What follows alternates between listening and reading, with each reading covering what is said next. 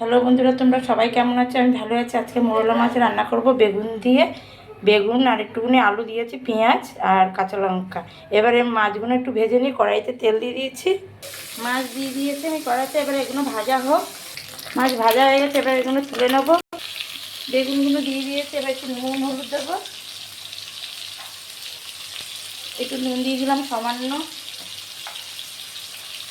আর সামান্য হলুদের গুঁড়ো।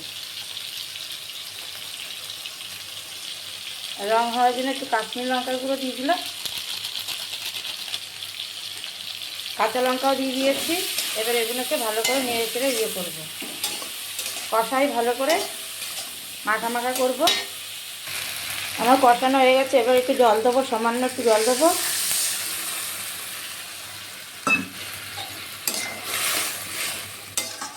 এবার ঝোলটা ফুটে গেলে মাছটা দিয়ে দেবো।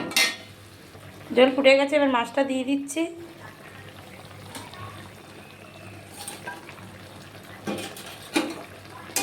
এবার এগুলোকে উল্টে পাল্টে দিয়ে তারপর ঢাকা দিয়ে রাখছি।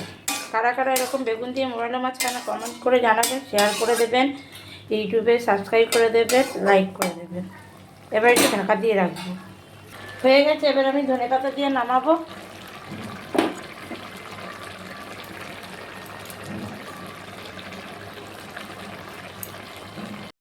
হয়ে গেছে। ভালো থাকবেন, সুস্থ থাকবেন। Tata, bye bye.